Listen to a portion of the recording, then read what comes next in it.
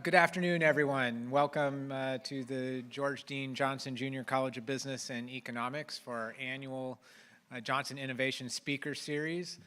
We're happy to have you here. A special thank you to Mr. Bill Barnett, who has funded an endowment that makes this event possible for us to have each year. So this is one of the highlight events that the college runs every year, and we're looking forward to another great one today. My name's Jeff Stinson. I'm Dean of the College of Business here, and it's my pleasure to introduce our Chancellor, Dr. Benny Harris.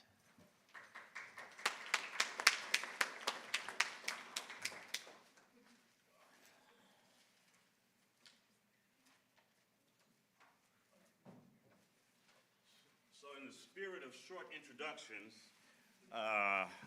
hey Bill, how you doing? Good, thank you. It's very good to be here. Thank all of you for being here. I was briefly talking with Trey Tees a few minutes ago, and he was following me on LinkedIn, and I was over in India with Alex Loren doing some visitation with several universities and several corporations over there, looking at how do we continue to amplify and elevate our partnerships, and a lot of it was around innovations. So we're excited that at USC Upstate, when we think about what we're doing here and how we are growing and expanding as a regional comprehensive university, the university where we're ranked #1 in South Carolina in public comprehensive university by U.S. News and World Report, #2 in the Southeast region, which include about 6 states. And so what our faculty and our teams and our leaders are doing here and those that are investing in us is really pretty impressive. So I'm happy to welcome you to the Johnson College of Business and Economics Innovation Speaker Series. This is a wonderful opportunity to hear from leaders at the forefront of one of the world's top companies. This year, our speaker is Philippe Barreaud. I got it right? Creator and head of Michelin's Innovation Labs for North America, Europe, and Asia. And these labs use empathy to interview customers and build strong insights that can drive prototype development, testing, and the creation of strong and much needed ideas. What is so exciting about being a part of this, because this is the 50th year of Michelin being in our community in the Upstate. And with this North America headquarters in Greenville, with more than 1,400 employees from 30 different countries, the campus shares our vision for creating a more inclusive culture here and empowering our students to succeed, which is why I start my welcoming off by talking about the work that we were doing in India and Malaysia and Germany, is because we no longer live in a society where it is just what's happening on our 5 blocks, what's happening in our few counties. When I grew up in Mississippi Delta, the Globe, a 4-line highway was a big deal for me. Going between Rosedale, Mississippi and Memphis, Tennessee was like going to Europe.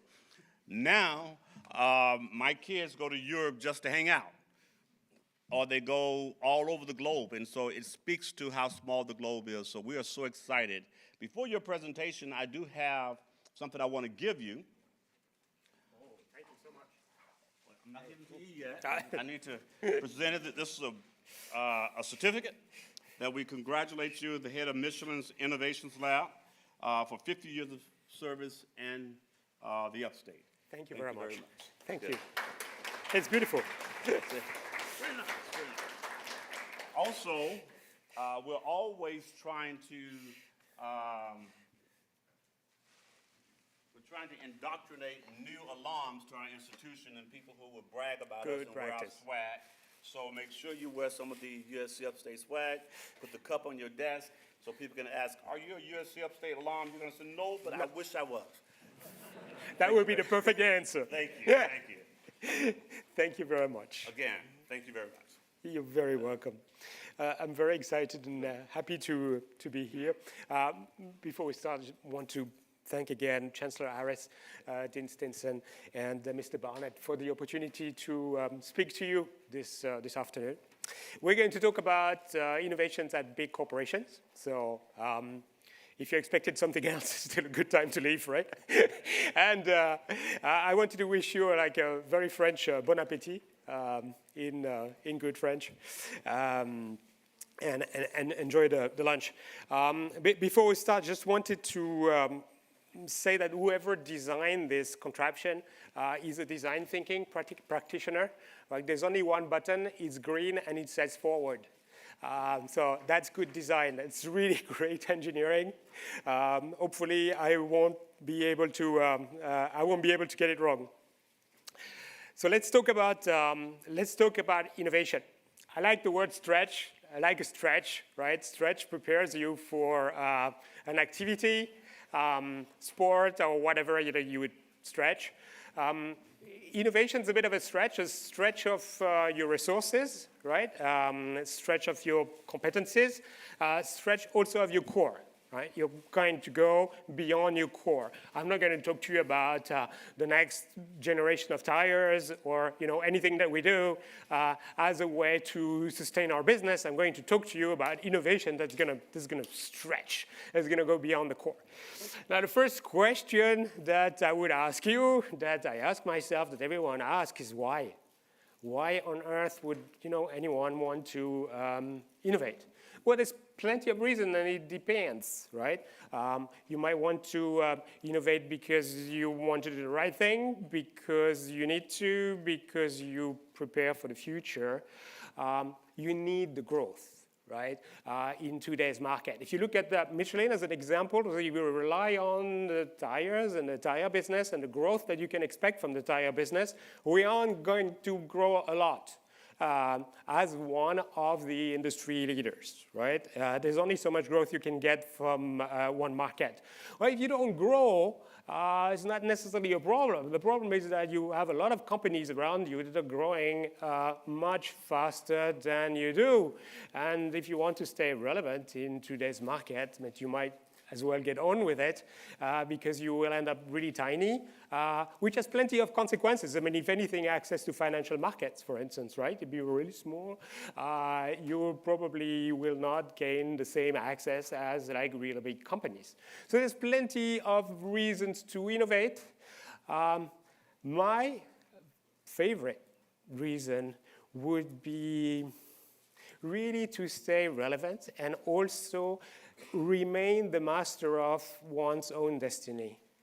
Right? If you do not innovate, if you go with the flow of your own market, it's very, very likely that at some stage someone's going to outpace you, is going to run much faster than you.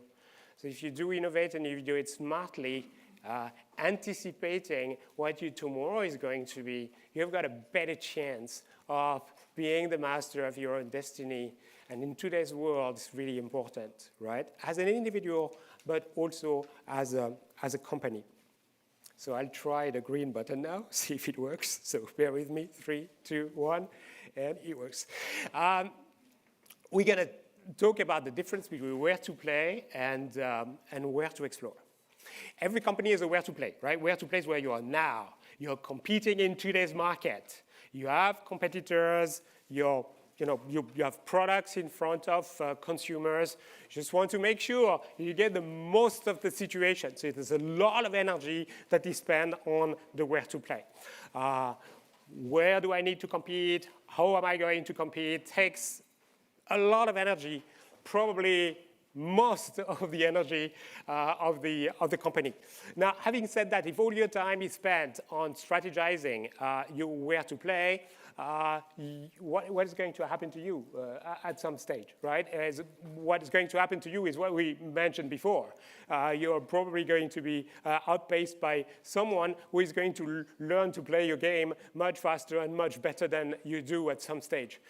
So you need to anticipate. And in order to anticipate, you will need a where to explore. Where to explore is what you could become next, like in 1 year, 2 years, 5 years, like anticipating what are the possibilities that I can play with that will define what I'm going to be in a few years from now.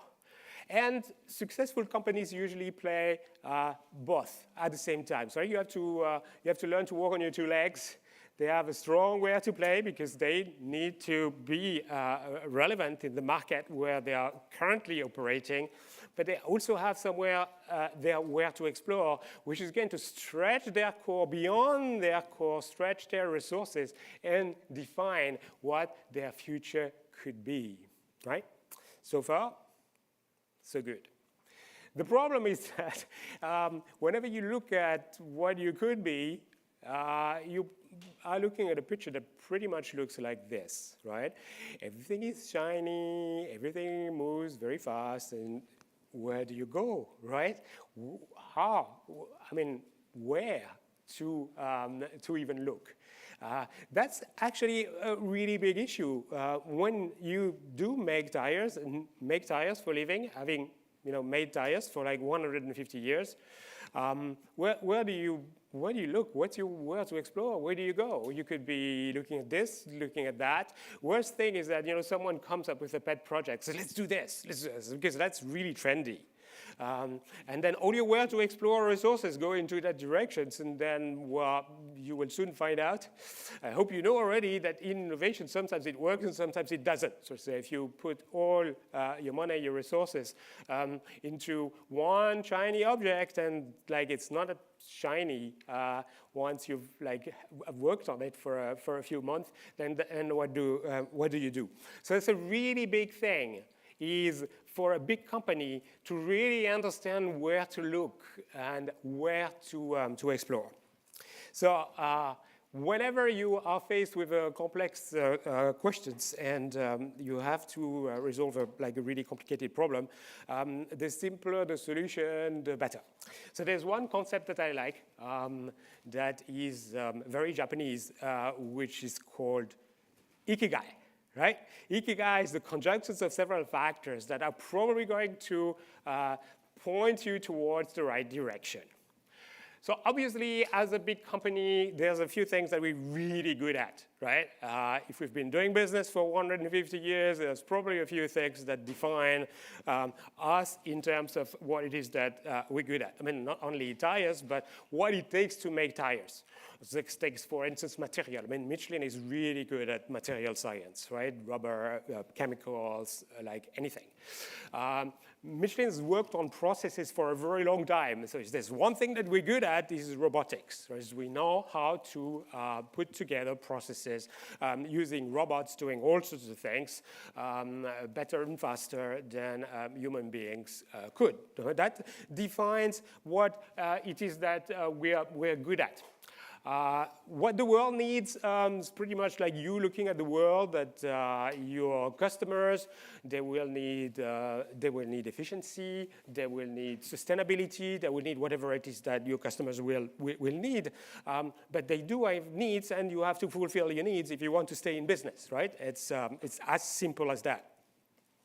At the bottom is one of the very important dimensions of that problem, is what it is that you can be paid for.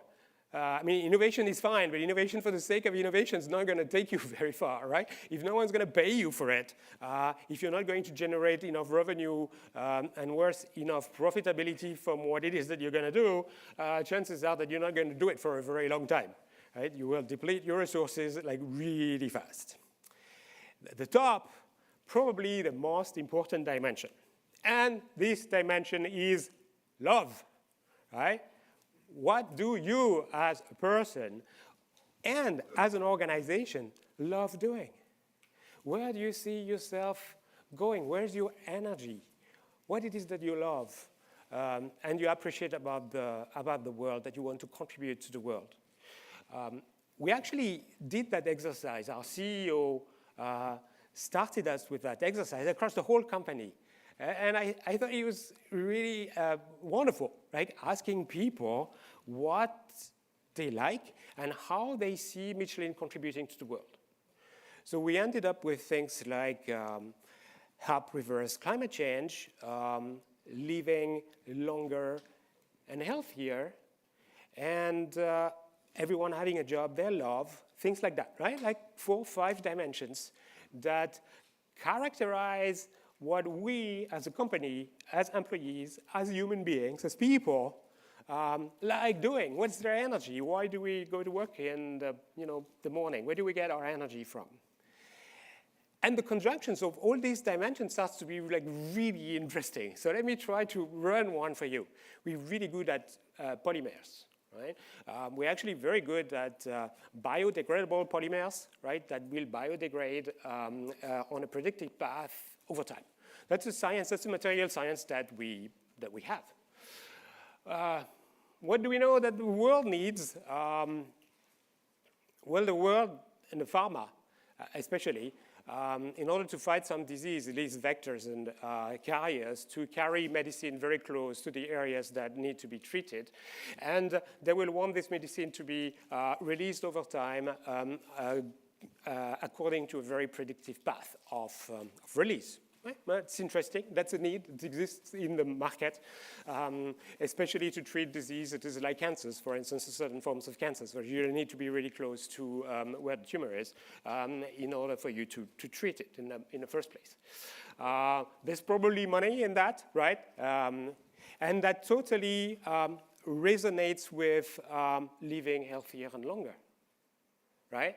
So that's a haha moment, I hope. Like, the conjunctions of these 4 dimensions give you a directions that you can look at that makes total sense for a tire company to look at. It says, wow, we started with tires, like big tires in mines, like this 6-ton thing that's 6 meters high, and then you end up with like, whoa, I can use my material science for something that actually will serve a purpose that I can extract value from and make money from, and that will align with my passion as a company, with what I love, what I want to be recognized for, what I do have energy for, what my people have energy for when they come to work in the morning. And that creates a very, very potent, very powerful combination of factors that point you in one direction of exploration. Right? Remember the sky before? I'll try to go back to the sky. That's a smaller red button that I shouldn't be pushing, but I will try anyway. And it works. Remember the sky, right, with all the stars and everything? Now, there's one star. It's like the Little Prince story. There's one star in the sky that actually starts to talk to you, and that you're going to invest in, and that you're going to go after. I hope that makes some sort of sense, right? It's a really big question for big corporations, where to look. It's a big sky out there, and there's a lot of shiny objects, lots of trends and stuff, and people saying things. And defining what you want to go after is a really big deal. Now, I'm going to show you a few examples of what I'm talking about, like things that we did that the Michelin Innovation Lab released into the market. Going back to products and material science, we invested a lot of research in biosourced components for the tires. Now, next thing you know is that these biosourced components can be used for all sorts of other things, and we have pretty good science in resins and glues. We invented this product that's actually now 100% biosourced. It is a type of glue, adhesive, that can be used by the rubber industry, wood industry, probably many other industries as well, that we are now starting to produce at scale and selling to customers, right?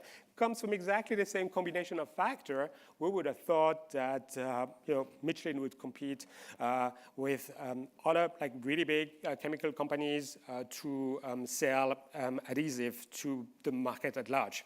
This one it totally aligns with the values and what we want to do with when we grow up, because it is totally biosourced and good for the environment. Whereas, as you may know, all the glues that are used for these applications at this moment, in fact, all the adhesives have toxic components in them. So we wanted to remove the toxicity out of the product. Another examples would be Aranea. It's a new type of concrete that is self-reinforced with fibers. So where does that come from? There's a lot of fibers in tires, right? Especially in passenger car tires. The reinforcements, I mean, the rigidity, and a lot of the properties come from textile. This is one of the components that makes the tire. And we wanted to see what we could do with these components to reinforce other products and other commodities like concrete. The added benefit here is that you can do away with rebars, like like the steel cages that reinforce the concrete that you pour the concrete on.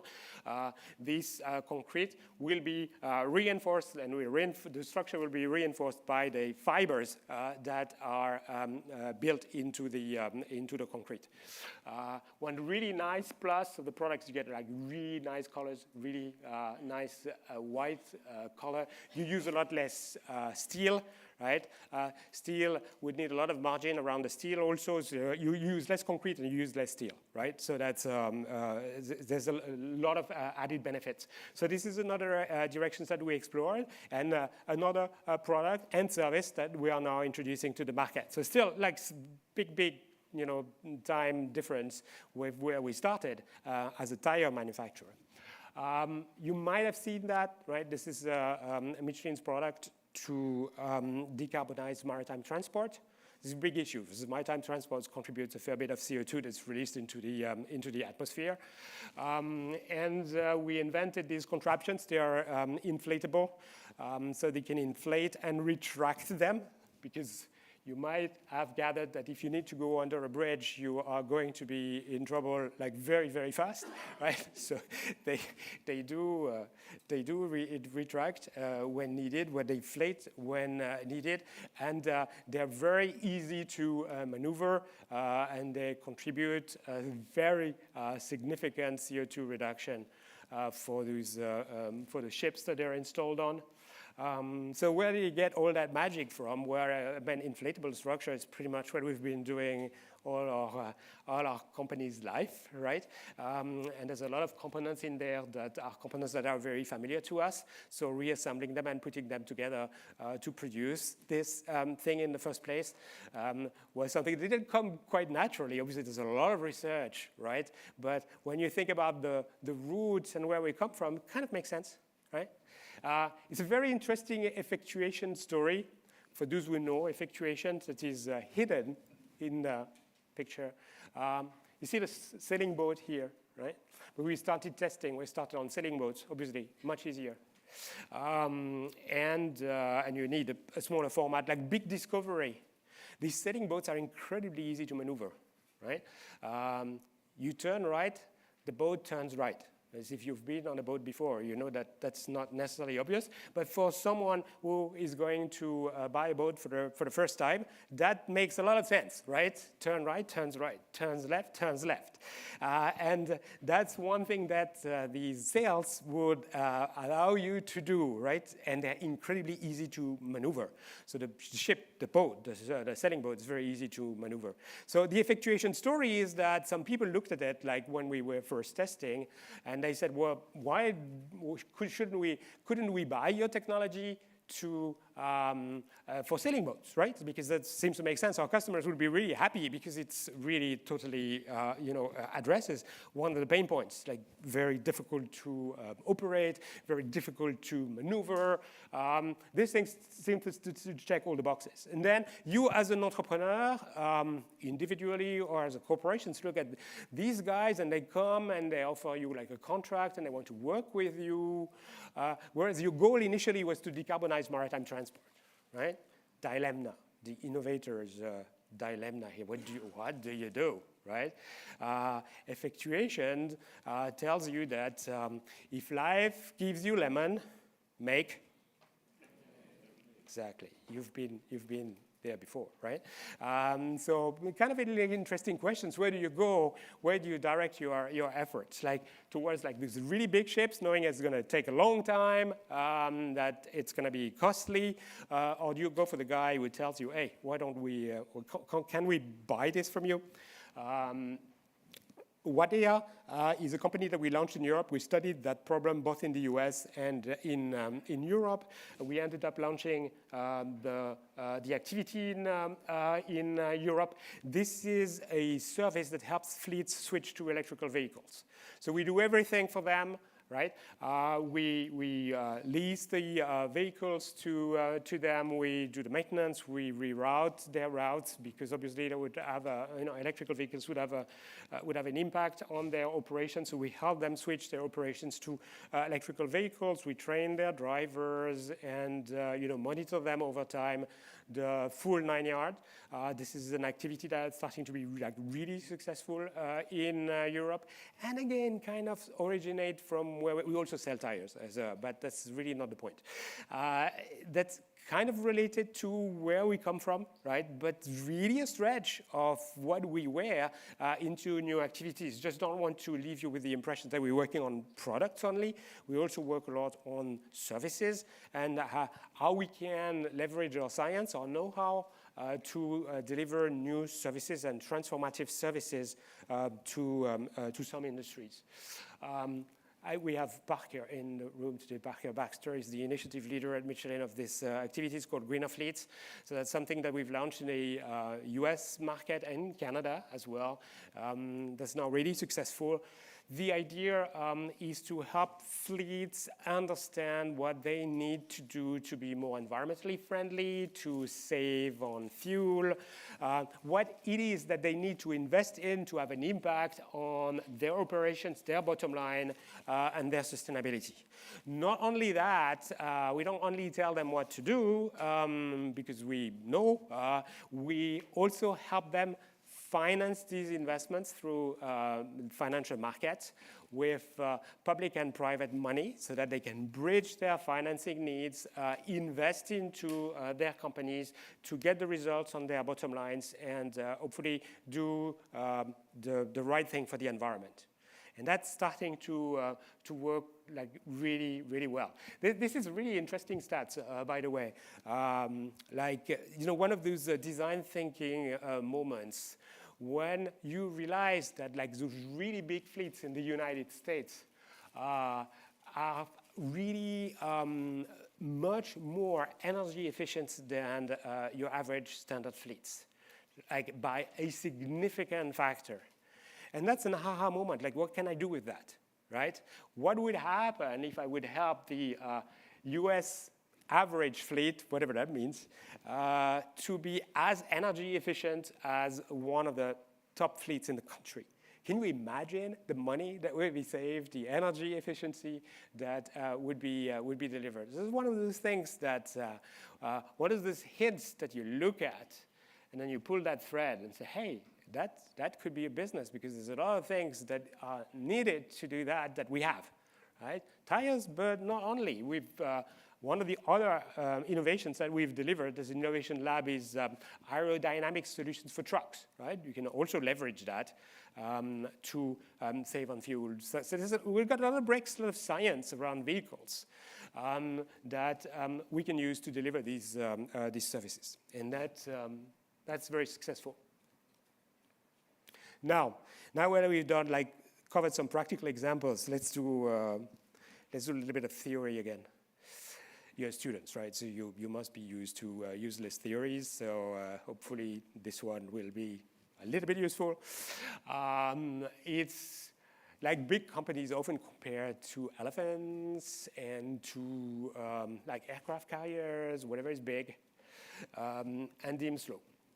Now, one fact of life, of animal life, and Navy life, I was in the Navy before, is that elephants actually can be really fast, and aircraft carriers corner like they're on rails, right? The aircraft carriers actually do carry a nuclear reactor, and they are highly maneuverable ships, and they do turn on themselves extremely fast.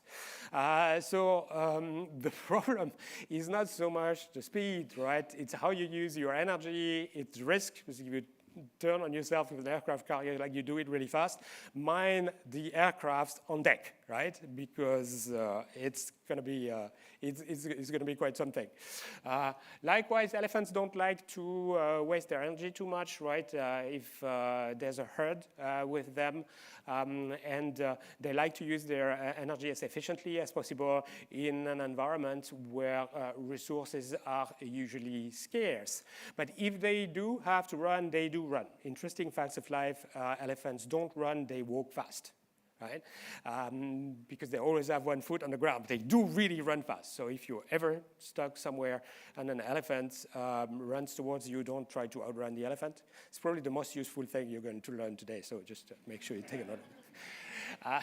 So speed is not the issue, right? It's more like steady. Don't take risk.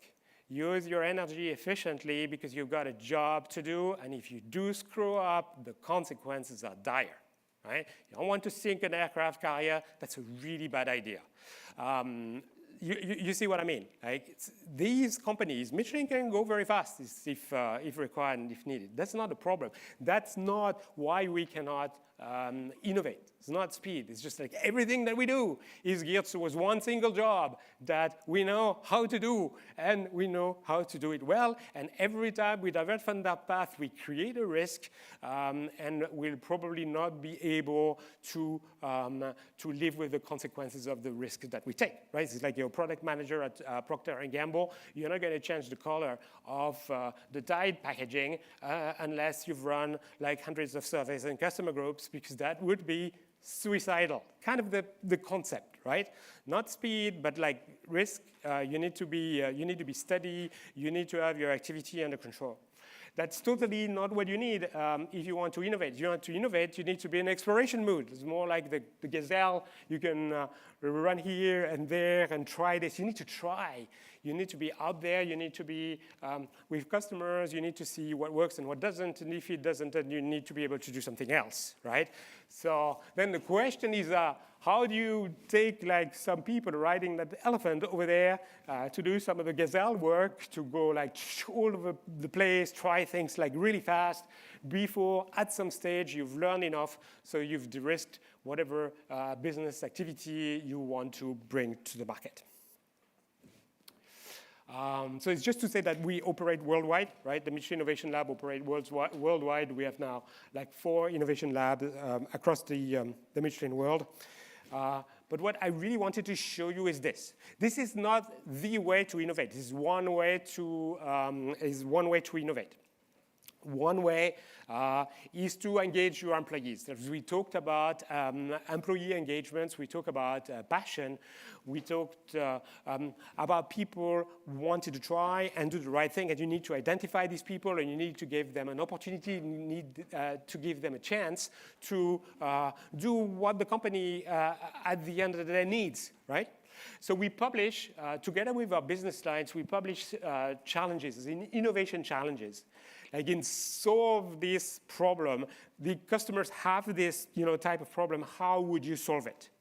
And that's where people come up with their ideas during this ideation phase, and they publish and submit their ideas.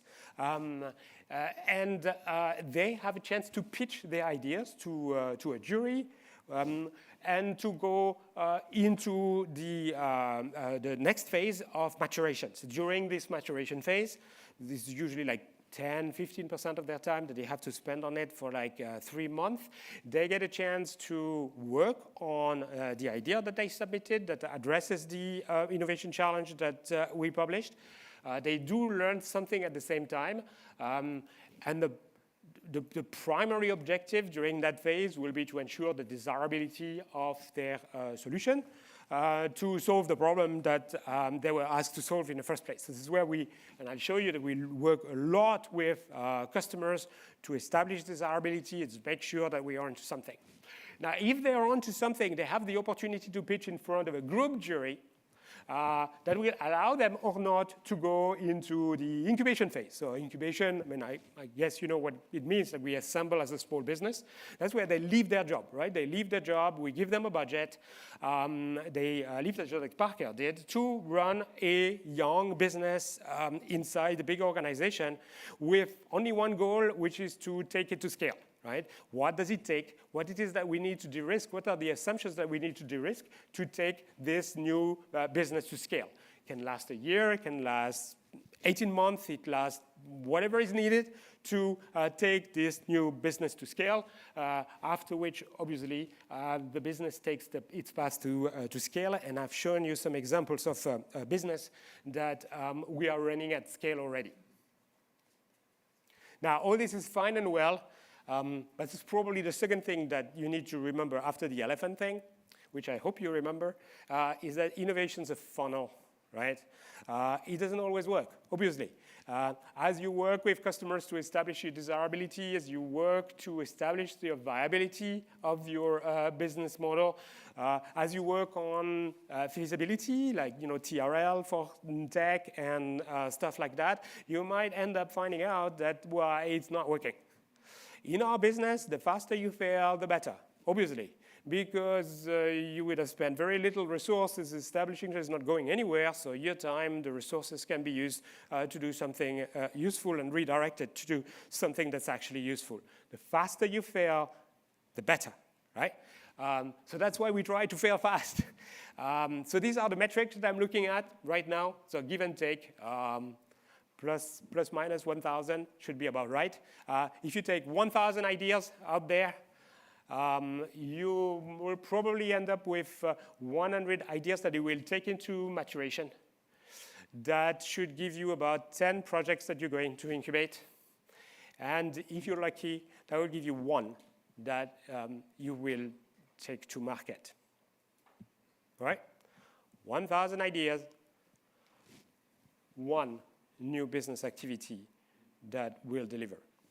Doesn't look like much, does it? So we're really good at failing.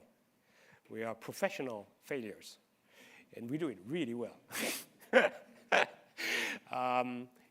If you don't like that, like, hey, it's really not working, sorry, then you're probably better off riding the elephant, which is also fine. Right? You need a lot of sustainers for a business like Michelin. If you go into the innovation game, it's very likely that you're going to fall flat on your face probably 1,000 times before you get to the one that's going to deliver. And you better get used to it and run that show as fast as you can, because obviously we want to fail as fast as possible in order to move on to the one that's going to deliver the results. So I'm not going to spend too much time on that. So anyway, we wouldn't have time to go into the depth of it. But the underlying methodology that we use for the maturation phase is design thinking. And I know that this is something that is taught here at USC Upstate. And this is totally key for us, right? Because why? Because it grounds us. It grounds us in customer reality. Any idea that you have will be only as good as what customers make of it. So really understanding customer perspective, listening to them, redefining and iterating according to customer feedback is totally key during the maturation phase, during which we want to establish first and foremost the desirability of a solution to solve a given problem. Right? But if you don't even know what the problem is, or if your understanding of the problem is not the same as the customer, you're not going to go very far. You won't be solving anyone's problem. You might be solving your problem, but not their problem. And actually, if you want to be paid, it's best to solve their problem than your problem. I guess you got that already, right? So design thinking is the sort of like number one fundamental approach that drives our maturation phase. The one I like if you remember only one thing, right? Because you got that. So if you remember only one thing about design thinking, it would be empathy. Why? Because big companies are terrible at empathy. Why? Because when you go and talk to customers about a new product, it's probably because we developed it already, right? That means millions of dollars have already been spent developing that new tire. So we go and see them. We really not interested so much in what they think about it. We just want to make sure that they understand all the benefits that we built into the design in the first place. So you're going to love this product because, right? And most of the people who come into the lab, as in like, people like you, people who work for the company and want to try an innovation adventure, they meet with customers with that in mind. I think the first meeting is always kind of a disaster from a design thinking standpoint because they so much want to sell their solutions that they're not even listening to what the customer is saying. Right? They might be solving for the wrong problems with the wrong solutions. You need to shut up, stop talking, which is not what I'm doing right now. Listen to what people are saying, react and respond accordingly with like very, very short loops. So empathy is like super important. Putting yourself in someone's shoes, instead of wanting to sell them something, the first mistake in design thinking is to want to sell your solution to someone. That's not the way it works. You need to listen. You need to go and see them with your ears, your eyes, and an open heart, and really empathize, put yourself in their shoes, try to understand their world and their perspective. Effectuation is the underlying methodology that we use for incubation. And that's super important, and we've seen some of those principles at work already, right? Do with what you have. The lemonade thing, like when life gives you something, use it, right? It's a gift. It's a gift. Let's just try to see how we can leverage that. I'm going to insist on just one, which is affordable losses. Why? Because it defines innovation at Michelin. The problem with big corporations is that innovation is a risk. It's also a risk on capital, right? How much is it going to cost? And what is going to be the return on this investment? So at Michelin, we leverage the basic principles of effectuations to solve that problem. As in, we set aside a budget, a CapEx, capital budget, that we use to fund the incubations. Right? So if you do have like a clever solutions that we like, that aligns with what the company wants to do, its strategy and whatnot, seems to be like a really interesting thing to try and to explore, we will give you money. Budgets in the like of, I would say from $500,000 to like $2 million for as long as it takes, usually 1 year, 1.5 years, to pay yourself, pay your team, pay for your expenses, try, see if it works. Probably it might not, right? It might not work. We saw that the chances of an incubation being successful is probably 1 out of 10, a little bit more, a little bit less. But still, we want you to try. Now, we use affordable losses to give you money that we're going to identify as already being lost. Wow. Meaning that we are not expecting you to come back with like your $1 million plus like 50%. You see what I mean? It might sound like, what, these guys are crazy. What are they doing? What are they talking about? Like, it doesn't make any difference. It does, right? From a financial, from an accounting perspective, from an emotional perspective, we give you money that we know we might not see the color of at some stage, that you're going to spend it wisely, right? You empower it, but just be careful, to spend on stuff that is going to help you understand what the need is and whether your solution is going to fulfill that need, and it's okay. So affordable losses is a fundamental principle of effectuation, which we implemented at Michelin to give our entrepreneur a chance to go all the way. We are not expecting a return on that investment. Now, having said that, financially, it's like any VC, right? When one works, you see the return, and it can be huge. Right? It can be huge in terms of revenue. It can be huge in terms of profitability. It can be huge also in terms of selling the equity of a new activity if you bring it to market and are starting to be valorized according to startup rules because you will want to partner with other people. That happened to us a few times. It's one way to get rich. Now, as it works, as long as you accept that it works one time out of like 1,000, right? So you probably need to try a few times. I will land it on its feet before we can, you guys can ask questions. That it only works if it's a people adventure, right? It needs to be fueled with like interest, passion. So the people aspect of it is like really, really important. Like have fun, right? Trying. But also because at the same time you're learning. So it's a learning journey. You're going to learn like a lot of new things. So we're going to teach you design thinking, effectuations, but also cover all your other gaps if you do have once you go into incubation. So we partner with a local university, not USC Upstate, to make sure that people who come into incubations from wherever they come from within the business will have a chance to cover all the gaps that they have from an academic standpoint. So there's a learning part also to the journey, which is super important. And last but not least, I told you that most of the time it fails, right?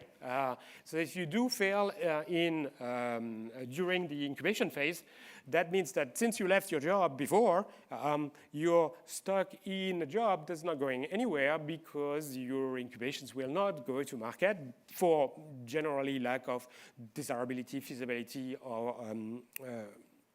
viability. And then what happens? There's part of that human journey is also to make sure as a company that we take care of people who partake in the journey, and to make sure that whenever the activity stops, we find them a place to go back to inside the mothership organization, right? So it's like being an entrepreneur.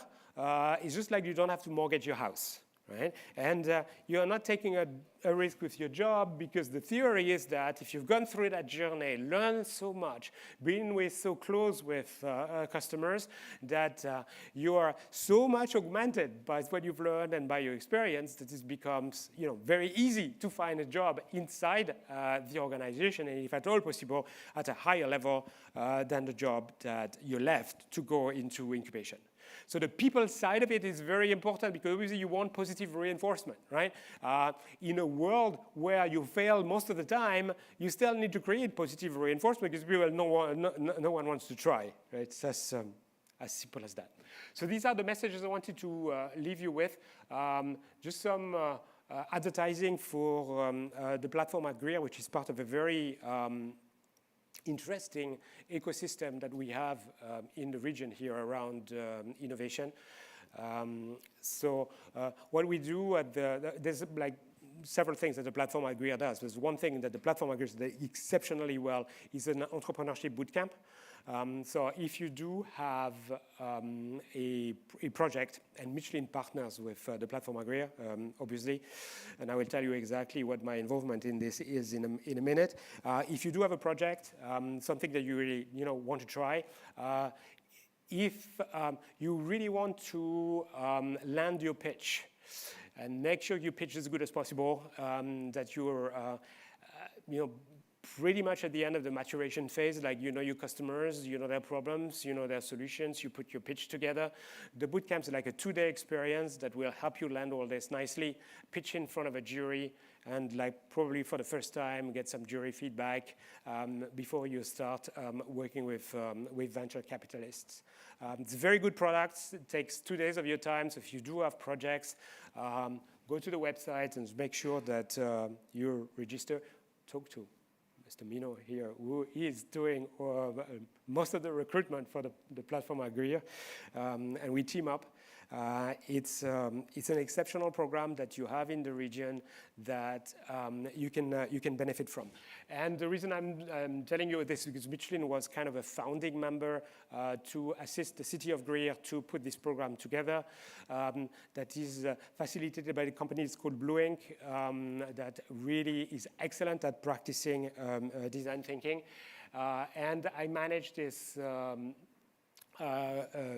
company, this non-profit, that gives grants to startups that graduate to the platform at Greer. So it's our way at Michelin to reach out to be good citizens and part of the community, and I love doing that. So we're able to work with donors such as Michelin, BMW, the city of Greer, a few others, to give grants to startups. So if you do have a project, think the platform at Greer, their boot camp, and how you can use that to maybe raise some funds and some money for your projects. And that's pretty much all I wanted to tell you. So I will try the red button again to take us to to the title page, and let's stay with this. This beautiful picture. And I think we have some time for limited time for questions. Hope. Good. Thank you so much. You're right. Thank you. That's amazing. Thank you. We do have time for questions. We have some microphones we'll pass around. So any members of the audience have a question they want to ask Philippe? This is a good thing in Michelin. You can get the big company world, and you can get the startup world, all in the same package. So this is advertising for our recruitment efforts. If you guys are interested, it's a good company to work for. Yes, sir. Microphone. Name's Don Lee. First, Philippe, thank you so much for the wonderful presentation, which is very practical, informative, and insightful.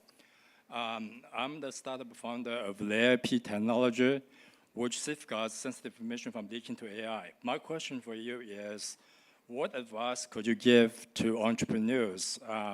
Let's say pick up two advice or tips, if you will. Thank you.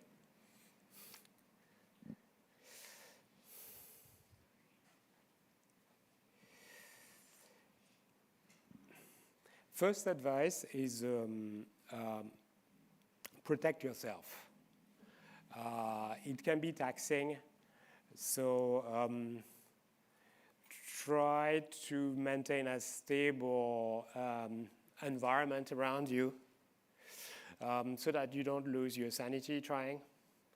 Remember that it does not always work, which is short for it seldom works.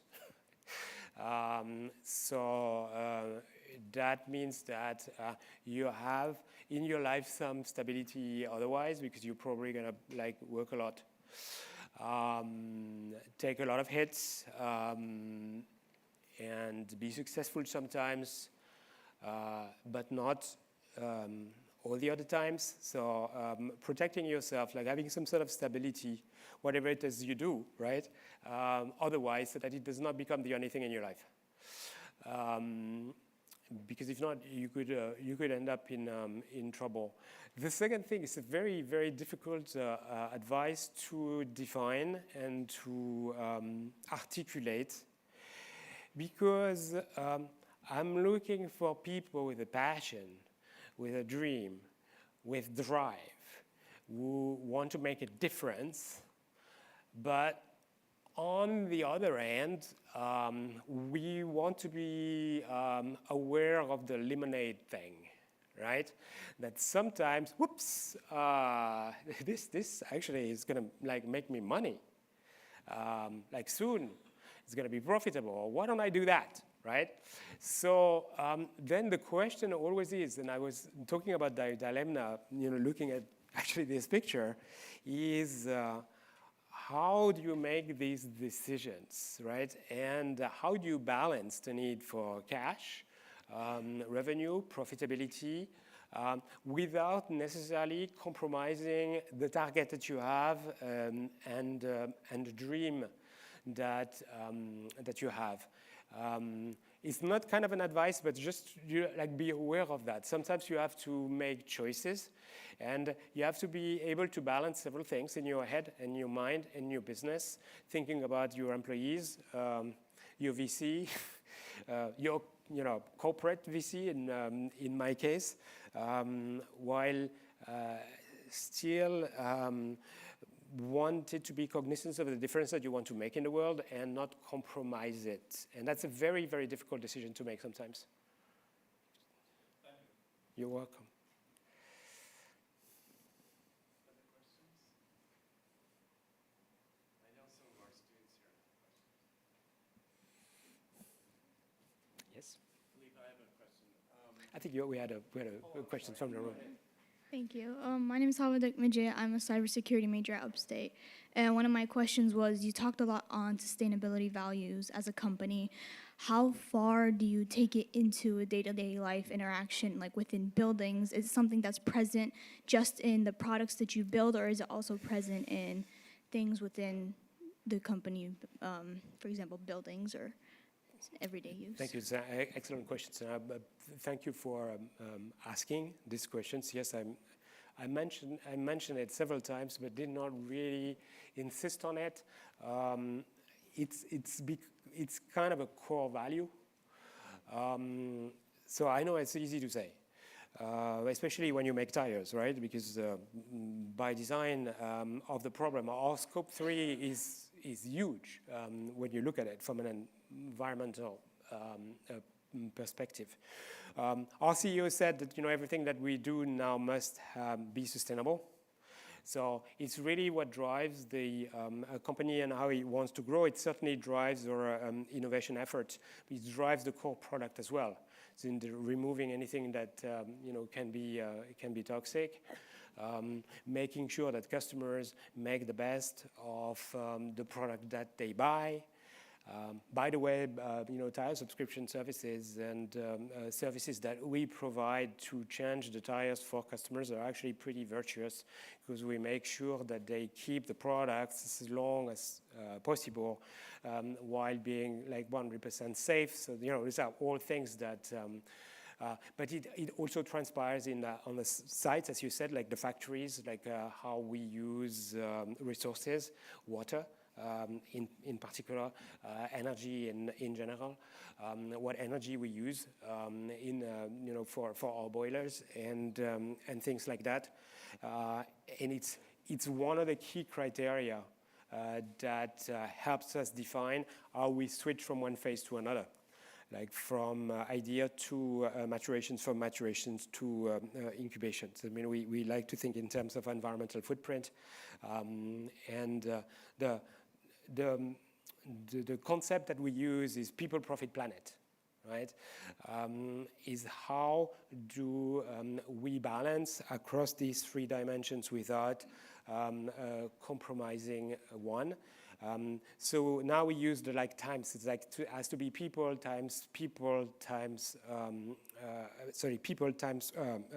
times planet, which means that for those of you who are good at math, if one of the factors is 0, then we don't do it, right? So it's really, really important. So we look at it all the time, almost as an obsession, recognizing that we have some sort of duty as corporate citizens to leave the place in a better shape than we found it in the first place, and we probably contributed to making it what it is in the first place. And we have some responsibility and some involvement in addressing the issue and fixing the problem, but in everything that we do. So it's kind of underlying across the board. Does that answer the question?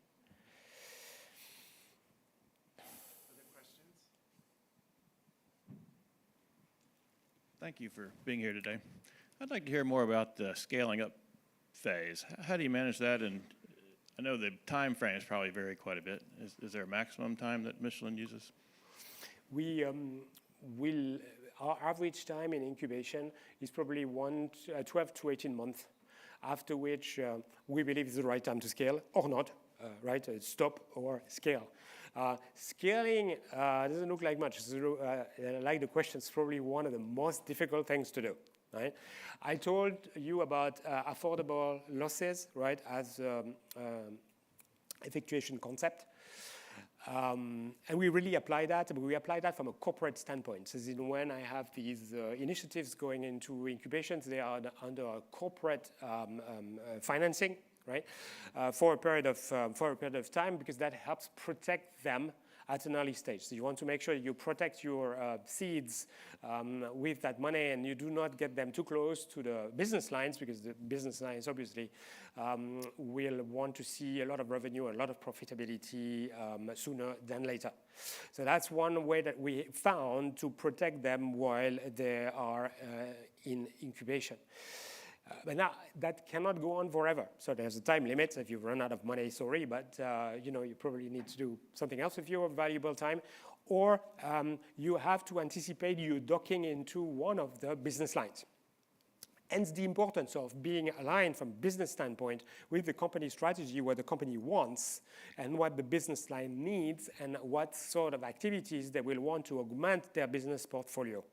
Right? So the scaling is a function of working with the host business organization and to make sure that you start inserting yourselves into the traffic to the point where you will be completely 100% included into a business entity that will fund your budget and obviously recognize your revenue and your profitability. So that's a phase that takes some time to organize, going from one loosely organized venture or business activity that is growing in incubations to inserting into a business line. So that transition takes a lot of coaching, a lot of preparation on both sides. On the side of the internal startup, as it will have to operate sometimes differently, and on the side of the business entity that is going to welcome this new activity, because the last thing you want is to kill the goose that lays the golden eggs. So that's, it's pretty, it requires some fine tuning and a little bit of dancing around the trees, but it's, most of the time it ends up working. Does that answer the question?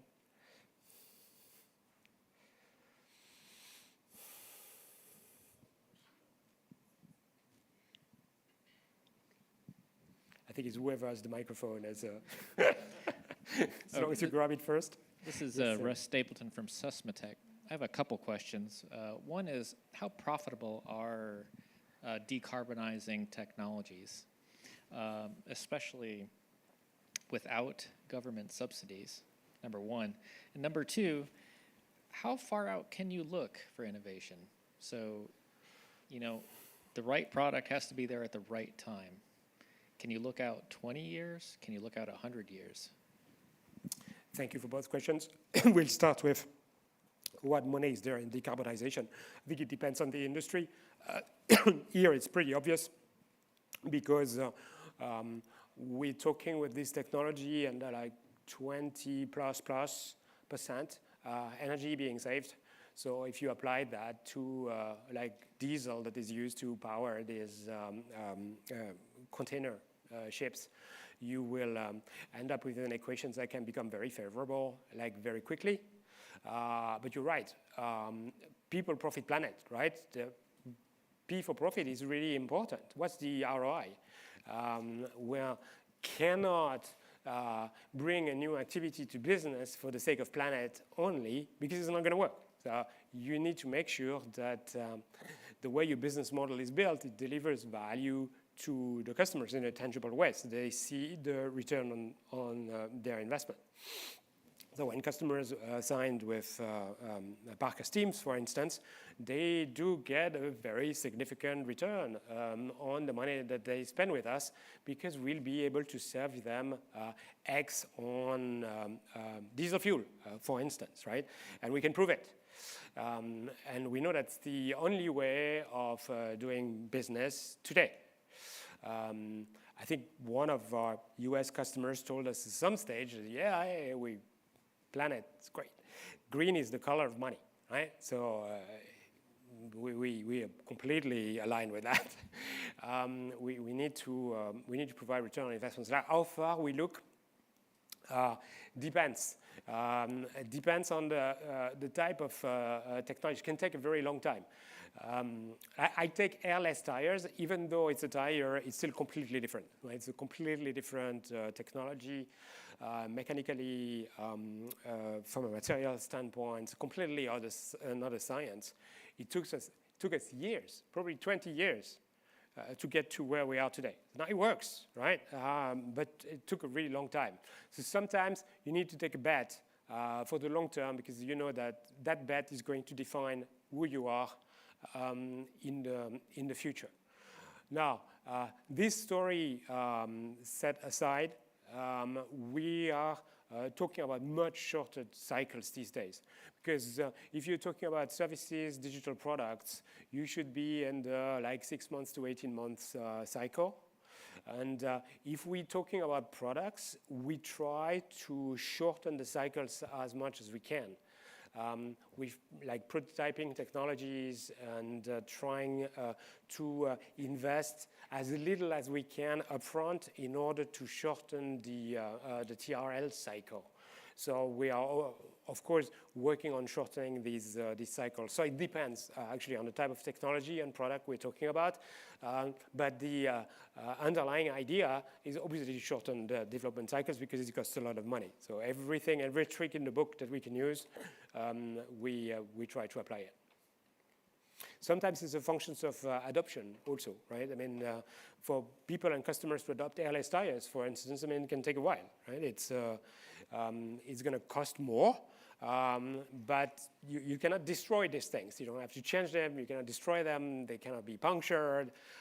So for some types of applications, it's heaven sent, right? It changes the world where these customers operate in order to like introduce new technologies so that it becomes mainstream and at scale through distribution, service, and whatnot, can also take a while. So I would say on a case by case, but again, the idea is to shorten development cycles as much as possible to get the product to the customer as fast as we can in obviously a way that is safe.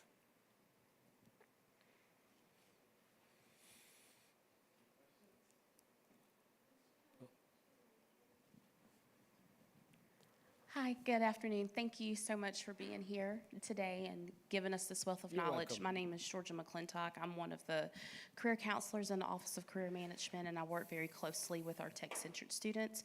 And my question to you is, given Michelin's commitment to innovation, how do you foresee emerging technologies such as AI, automation, and sustainable materials shaping the future of product development?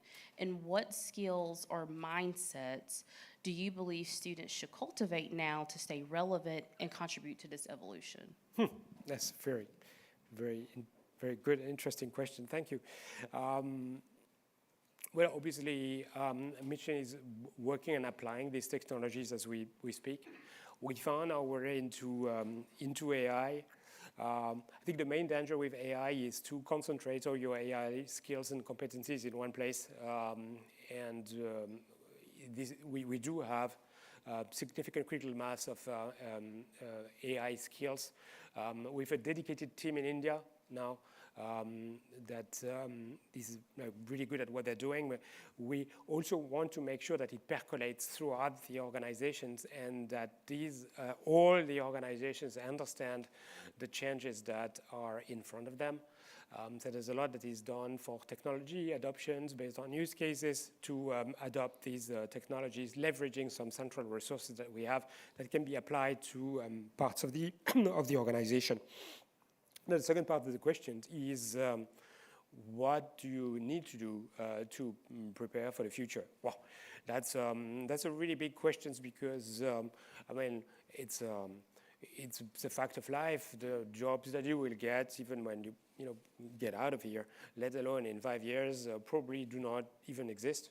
Will be completely reshaped by technology, right? If you look at a company like Michelin, the difference that AI makes in everyday life, it's mind-boggling, like in the past 2 years. And even for like mundane task of summarizing a report, coming up with like reporting data, or just preparing a presentation, right? I mean, this is like you wouldn't have imagined that 2 years ago. So it's completely different. Now the pace of change is probably going to accelerate. I mean, there's not much that you can do to really completely anticipate. The technology will come when it comes, so it's more a question of like being curious, how fast you adapt to change, get back on your feet, adopt, leverage. I think it's also a question of how do you apply this design thinking approach to yourself, right? How much are you aware of technology, but also of people, of trends, of what's happening in the world, and how you try to still find yourself while not necessarily embracing everything, right? And still be yourself, while understanding how you can leverage these tools and technologies to make the difference that you want to make. Like be the change that you want to see in the world type thing. And that agility is what I'm talking about. Not people who go like, because we've all seen fads. I mean, I don't think the AI is a fad, by the way. I mean, it's probably like structurally here to stay, and will define the world to come. But there will be other trends coming, right? There's always new trends coming. That's what innovation is about. So it's not necessarily a question of going for whatever is new. And be shallow, or on the contrary, like go very deep into what is new, unless you're an expert, then it's your job. I think for me it's a question of awareness of yourself, awareness of others, and how these tools and technology can help you, contribute better, have a better life, be a better person. That would be my long-winded answer. The more difficult the questions, the longer the answer. It's nice. I mean, the answer is good. It just means that it's more awkward. Yes. Bonjour. Bonjour. I'm a humanities professor, not a business professor, and this question is more of a possible publicity to study French and culture. But I'm wondering if you and your company, a French company, are inspired, its innovation. I see that you cited a Japanese example, but you personally, are you inspired by your own language, culture, or do you have any message for students in terms of why, to be competitive in today's local and global markets, we need to possibly try to be bilingual or multilingual? I think language helps, but more as a way to open to others and to open to other cultures.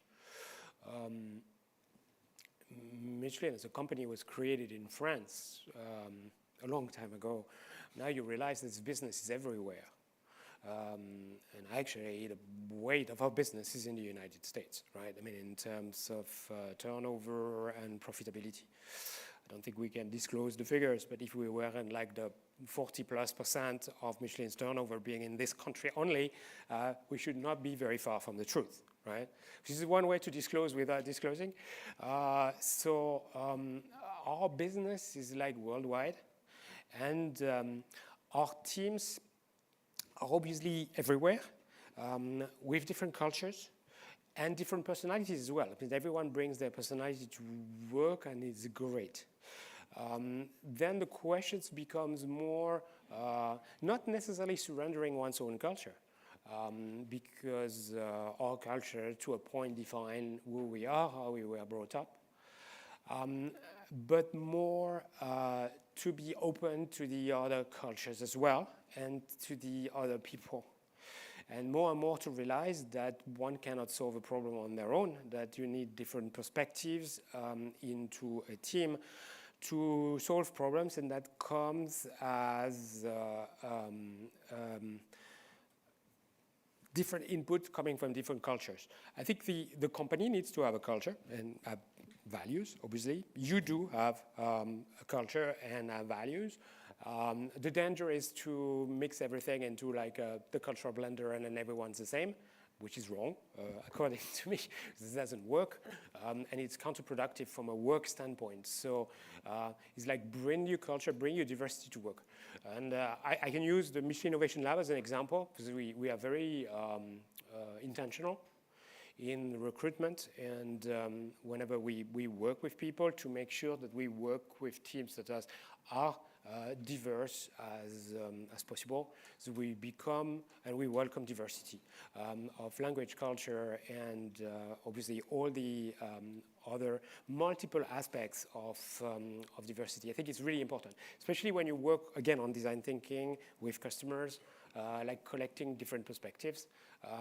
If you do it with just like one culture in mind, you're probably going to come to like the wrong conclusion. So it's a very important aspect of who we are and what we do. It's not always easy to do, but it's really worth it because whenever you welcome these different perspectives, you got much better solutions, if that makes sense.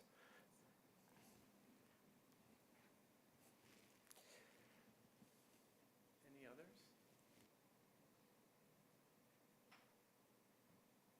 So I just have one quick question. For our students here, regardless of what they're studying, what are 2 or 3 skill sets in general that you or Michelin or you feel a company that's innovative would look for?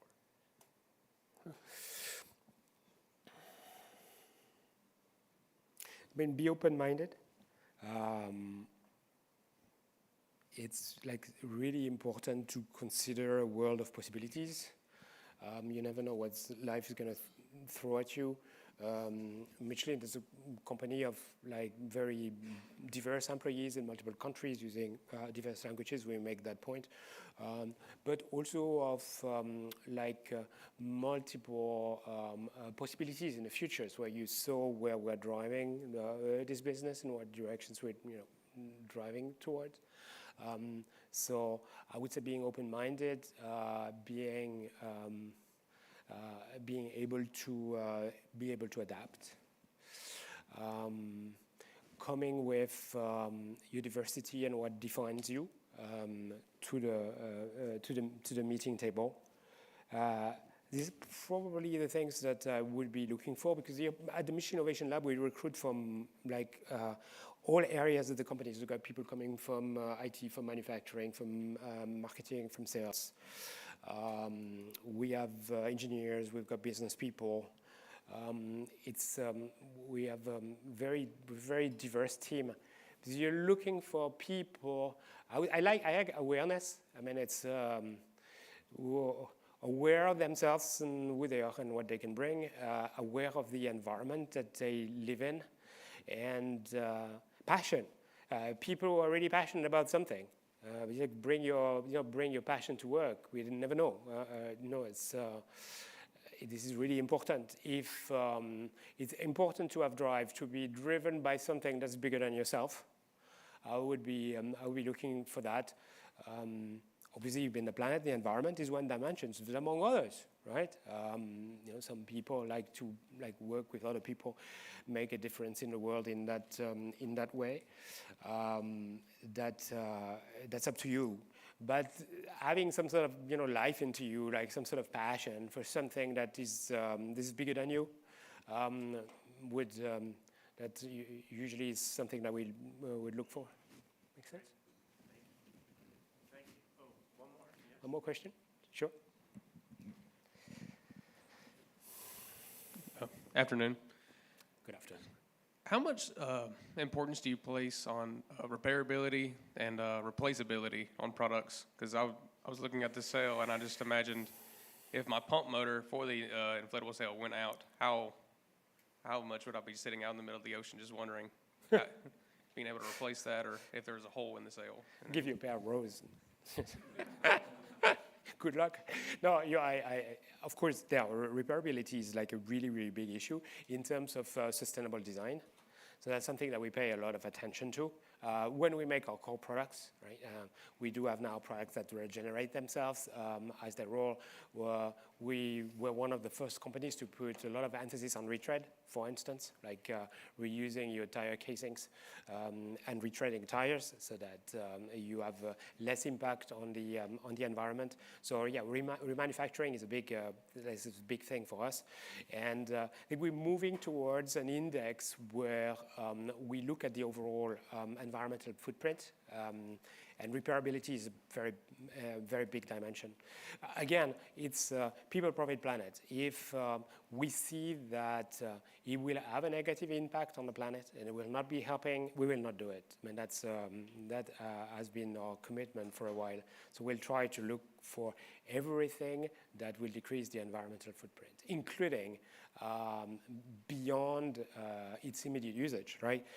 As in terms of not only repairability, but also what happens happens when it has to be disposed of, and how we can recycle it. So we have a lot of people, especially in materials, that are looking into recycling plastic.